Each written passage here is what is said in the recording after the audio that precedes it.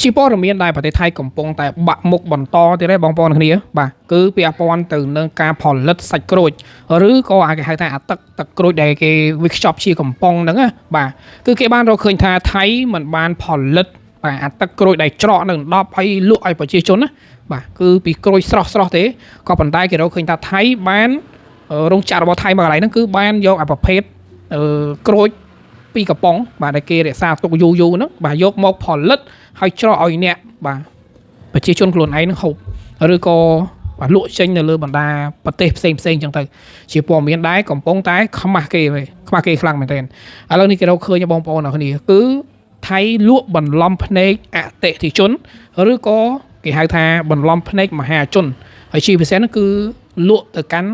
បាទបណ្ដាប្រទេសមួយចំនួនទៅទៀតអញ្ចឹងថាតើបណ្ដាប្រទេសទាំងអស់នោះបាទនឹងរងគ្រោះបែបណាហើយសុខភាពរបស់ប្រជាជនទាំងអស់នោះនឹងរងគ្រោះបែបណានេះគឺជាចំណុចមួយដែលខាងថៃក៏គេឆ្ងល់ដែរបាទលក់បែបហ្នឹងថាតើប្រជាជនឬក៏អ្នកដែលបរិភោគឬក៏អតិថិជននេះនឹងទៅជាយ៉ាងណាបាទមិនធម្មតាបងប្អូនអរគ្នាអញ្ចឹងយើងវិលមកតាមដានព័ត៌មានពឹស្រាដូចតទៅថ្មីនេះនគរបាលបានធ្វើការស៊ើបអង្កេតបាទកណ្ដាលរបស់ថៃបានបើកការប្រតិបត្តិនឹងចុះទៅឆែកឆេរពាក់ព័ន្ធទៅនឹងឃ្លាំងស្តុកទំនិញមួយកន្លែងនៅឯទីក្រុងបាងកកដើម្បីបង្ក្រាបនៅសង្វាក់ផលិតបាទពាក់ព័ន្ធទៅនឹងទឹកក្រូចច្របាច់ខុសច្បាប់ដែលបានចែកចាយនៅលើទីផ្សារយ៉ាងអនាធិបតេយ្យបាទសង្ឃឹមថាអត់មានលក់នៅក្នុងប្រទេសកម្ពុជាចោះនៅក្នុងកិច្ចប្រតិបត្តិការនេះសមាជិកបានធ្វើការឃាត់ខ្លួនស្ត្រីម្នាក់ដែលមានអាយុប្រហែលជា44ឆ្នាំបាទ44ឆ្នាំចំណាស់ដែរហើយដែលជាអ្នកគ្រប់គ្រងទីតាំងហើយក៏បានចោទប្រកាន់ពីបទលាក់បំបាំងនិងចែកចាយទំនិញដែលដឹងថាជាទំនិញបាទបំពានច្បាប់គយដើមចប់នៃរឿងនេះបានកើតឡើងបន្ទាប់ពីបាទប៉ូលីសចូលបានបាទថាទទួលបាននៅសេចក្តីរាយការណ៍មកថាមានក្រុមហ៊ុនមួយបានលួចនាំចូលបាទគឺគេថាកាប់សាច់ក្រូចកំប៉ុងពីប្រទេសចិនឲ្យខុសច្បាប់មិនបានបង់ពន្ធនិងគ្មានការអនុញ្ញាតត្រឹមត្រូវបាទដើម្បីយកមកផលិតជាសាច់គេថាផលិតជាសាច់ក្រូចស្រស់ដាក់ចូលទៅក្នុងដបទេគឺទិញពីប្រទេសចិនហើយវិចខ្ចប់តែម្ដងអ្វីដែលកាន់តែគួរភ្ញាក់ផ្អើលបំផុតនោះគឺទឹកក្រូចទាំងនោះមិនបានឆ្លងកាត់ការត្រួតពិនិត្យនិងមិនមានការទទួលស្គាល់ពីស្ថាប័នរដ្ឋបាលចំណីអាហារនិងនិងឱសថដែលហៅកាត់ថា FDA ឡើយដែលវាជាហានិភ័យខ្ពស់ចំពោះសុខភាពអ្នកប្រើប្រាស់ខ្លាំងមែនទែន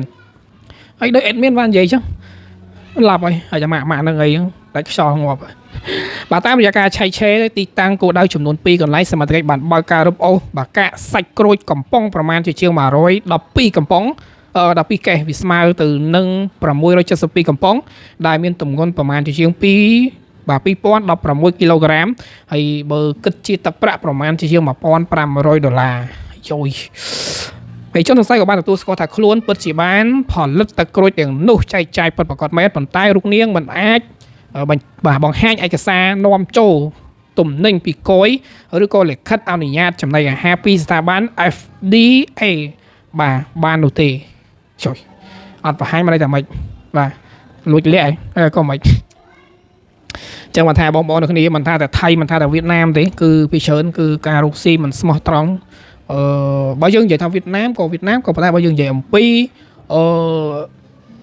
នេះប្រជាជនឬក៏អ្នករកស៊ីនៅវៀតណាមបាទថៃវៀតណាមហ្នឹងគឺលក់រាប់ឆ្នាំទៅមិនចាប់បានថ្មីទៅមានការចាប់បាននៅគ្រឿងអលង្ការថ្មីដែល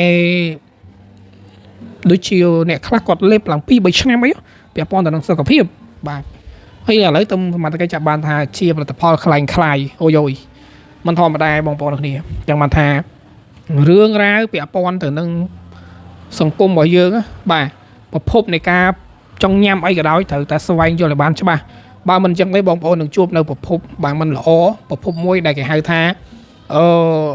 អ្នកខ្លះគាត់ទៅយកអវ៉ាន់ដែលថោកហើយយកមកលក់ឲ្យយើងទាំងដែលប្រភពហ្នឹងអត់ច្បាស់លាស់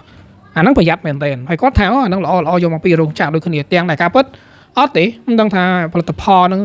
គាត់ទៅយកពីប្រភពណាផងដោយសារគាត់ឃើញថោកយកមកលក់ដើម្បីបានកេងចំណេញអញ្ចឹងទៅបាទអានេះយើងប្រយ័ត្នមែនទេណាបងប្អូនអរគ្នាមុននឹងហូបអីពិនិត្យបាកូដពិនិត្យការវិនិច្ឆ័យបានច្បាស់ប្រយ័ត្នទឹកភ្នែកអញ្ចឹងសម្រាប់រឿងអាម៉ាស់របស់ថៃនេះនៅតែមានបន្តហើយថ្មីនេះបាទនៅថៃគេក៏បានចាប់ពាក់ព័ន្ធទៅនឹងរឿងរ៉ាវដុកទ័រ ដែលនៅប្រទេសថៃមានរឿងមួយហួសចិត្តដែរបងប្អូននេះគឺឈប់ធ្វើការឲ្យគេហើយខ្លែងខ្លួនជាដុកទ័របាទលួចបើក clinic កែសម្ផស្សដោយចាក់គេហៅថាប៊ូតង់ឬក៏ fail ខុសច្បាប់ឥឡូវត្រូវបានប៉ូលីសចាប់ដល់ទីតាំងហើយបាទអត់គិតមិនអ្នកដែលបានកែសម្ផស្សរួចយកតើគាត់នឹងមានអារម្មណ៍បែបណាឬក៏គេហៅថាគិតសាកសម័យចឹងចេះចំអញធ្វើដល់នឹងហើយនឹងឲ្យទៅមិនដឹងថាពេទ្យនឹងខ្លាំងខ្លាយឥឡូវយើងសាកសម័យមើលនេះហើយថ្មីនេះគឺពាក់ព័ន្ធទៅនឹងនគរបាលការពារអ្នកប្រើប្រាស់របស់ថៃបានសហការជាមួយក្រសួងសុខាភិបាលបានបើកប្រតិបត្តិការចុះទៅឈ្មោះឆៃឆេផ្ទះចំនួន2ខ្នងនៅក្នុងទីក្រុងបាងកកបាទនិងខេត្តសមុទ្រប្រាកានកាលពីថ្ងៃទី6 ខែកក្កដាឆ្នាំ2026កន្លងទៅបន្ទាប់ពីបានរកឃើញទីតាំងនោះត្រូវបានកែច្នៃជា clinic ខុសច្បាប់ណឃើញអត់អានេះខ្មែរយើងមិនដឹងចេះនាំទៅងាប់បរោយបងប្អូនគ្នាបាទមិនមែនងាប់អីណាងាប់មកតែហឹងហើយចំពោះរឿងរ៉ាវអាម៉ាស់ទី3ពាក់ព័ន្ធទៅនឹងព្រះបុត្រីបាទស្រេចថៃបាទរីមៀទី10ត្រូវបានប្រជាជនខ្លួនឯងហ្នឹងឥឡូវនេះកំពុងតែជេរប្រមាថយ៉ាងចាស់ដៃតែម្ដងពាក់ព័ន្ធទៅនឹងអរិយាបថកាយវិការមិនសមរម្យបាទជាមួយនឹងអង្គរៈឬក៏ចំពោះមុខអ្នកកសែតដើរសុកឃើញអ្នកកសែតថតច្រើនតែដើរទៅឈោកាច់រឿងឲ្យគេថតអូយយើងមានច្រើនណាស្ដេចកូនស្ដេចថៃពេលទៅប្រទេសបារាំងហ្នឹងមិនដឹងថាគាត់បែបមិនគាត់មិនដែលទទួលបាននៅគេហៅថាបែបមនុស្សច្រើនគេថតអីអញ្ចឹងឬក៏មិនឬក៏ធ្លាប់តែនៅក្នុងវាំងប្រទេសថៃអត់មានអាណាថតបាទចាំថារឿងអាម៉ាស់នេះគឺរឿងអាម៉ាស់ខ្លះនេះគឺបុត្រីស្ដេចថៃទៅឈោចង្ងាងបាទបើយើងនិយាយទៅគេថាអត់មានអេយ៉ាបតល្អសម័យតែប្រជាជនថៃកំពុងតែរិះគន់ទៅលើពនាងខ្លាំងមែនទែនក៏ប៉ុន្តែនៅប្រទេសថៃគេមានច្បាប់មួយគឺច្បាប់បាទអ្នកដែលរិះគន់ទៅលើស្ដេចថៃហ្នឹងគឺជាប់គុកអញ្ចឹងហើយបានសន្ទុះនៃការគុំសន្ទុះនៃការជេរប្រមាថឬក៏ការរិះគន់អត់សូវមានទេបងប្អូនគ្នាហើយយើងដឹងថាការជេរប្រមាថជេរអីហ្នឹងគឺថៃចាប់លឿនណាបាទចាប់វាយខ្នោះលឿនណាចេះលេងសើចទេអញ្ចឹងសម្រាប់ព័ត៌មានអាម៉ាស់របស់ថៃបាទ3នេះគឺគិតថាបងប្អូនទាំងនេះប្រហែលដឹងខ្លះហើយក៏ជារឿងរ៉ាវមួយដែលមិនគួរកើតទេបាទរឿងរ៉ាវមិនគួរកើតក៏វាកើតរឿងរ៉ាវកើតហើយក៏វាតាមហ្នឹងទៅក៏ប៉ុន្តែយើងក៏ភ្លេចដែរបងប្អូននេះពាក់ព័ន្ធទៅនឹងប្រទេសថៃនៅពេលនេះកម្ពុជានិងថៃបាទនៅតែបន្តថៃនៅតែបន្តលៀបពណ៌មកកាន់កម្ពុជាតែថ្មីនេះអនុទានក៏បានចោទកម្ពុជាថាអូ